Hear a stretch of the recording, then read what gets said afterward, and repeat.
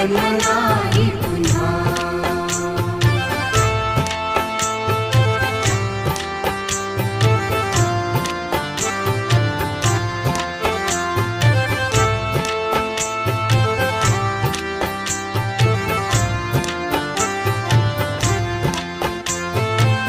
हा जन्म आहे सद्गुरु कृपेचा, हा जन्म आहे सद्गुरु कृपेचा, हा जन्म आहे सद्गुरु कृपेचा। हरि ओम स्वामी समर्थ म्हणा, हा जन्म